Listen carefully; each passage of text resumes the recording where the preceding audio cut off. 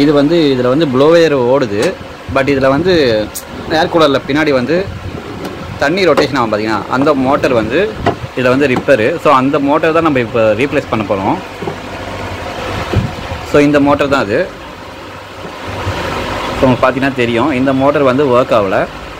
So இதனால் வந்து நம்ம புது மோட்டர் பர்ச்சேஸ் பண்ணி அதில் நம்ம இதில் இன்ஸ்டால் பண்ண போகிறோம். ஸோ அதுக்காக பார்த்தீங்கன்னா ஒரு அக்வேரியமில் வந்து நான் வந்து இந்த சீபோ இந்த வந்து வாட்டர் மோட்டரை வந்து நான் வந்து பர்ச்சேஸ் பண்ணிட்டு வந்தேன். இதோட ப்ரைஸ் பார்த்தீங்கன்னா எனக்கு 350 தான் வருது. ஸோ இதில்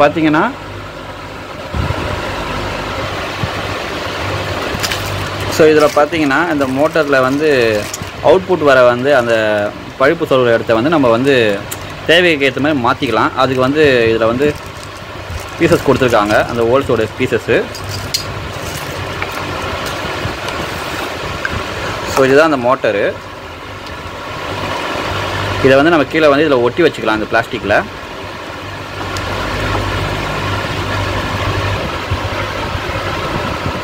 ஸோ இந்த மோட்டரோட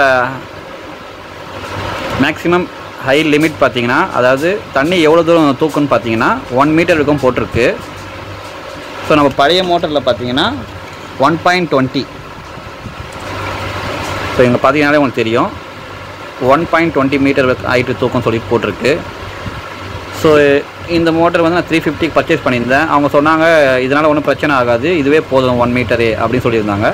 ஸோ நம்ம வந்து இதில் வந்து இப்போ நம்ம இதை இன்ஸ்டால் பண்ணி இது எப்படி ஒர்க் ஆகுன்றது இருந்தால் நம்ம பார்க்கலாம்.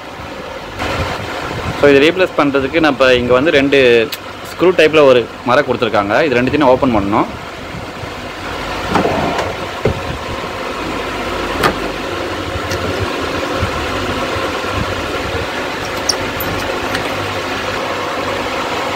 ஸோ நம்ம இப்போ ஓப்பன் பண்ணிட்டோம்.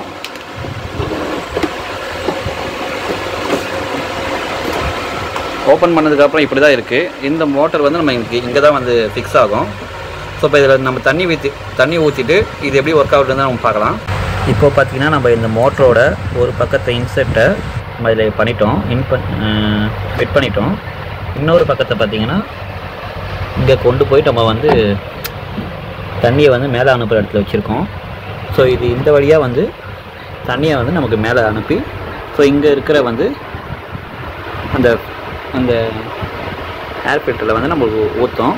ஸோ அது மூலிமா ஏர் ஃபில்டர் கூலிங் ஆகி நமக்கு இந்த வழியாக காற்று ஈஸியாக வரும். ஸோ நம்மளோட கனெக்ஷன் எல்லாமே முடிஞ்சுது. ஸோ இதில் பார்த்திங்கன்னா லாஸ்ட்டாக நம்ம இந்த நெட்டு போட்டு டைட் பண்ணிடுறோம். ஸோ இந்த பக்கமும் பண்ணிட்டேன்.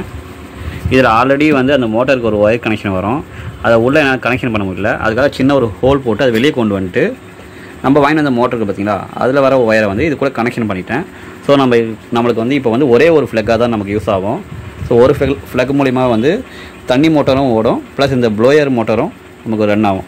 ஸோ இது எப்படி ரன் ஆகுதுன்றதை நம்ம பார்க்கலாம். ஸோ நம்ம இப்போ எல்லா கனெக்ஷனும் கொடுத்துட்டோம். இப்போ நம்ம ஆன் பண்ண போகிறோம். நம்ம ஆன் பண்ணி பார்க்கலாம் தண்ணியும் ரொட்டேஷன் ஆகுதா, ப்ளஸ் அந்த ப்ளோயரும் ஒர்க் ஆகுதான்னு சொல்லிட்டு நம்ம பார்க்கலாம்.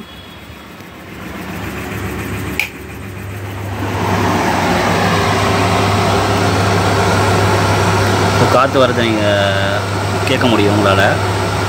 ஸோ தண்ணி வருதான்னு சொல்லிட்டு நம்ம பார்க்கலாம்.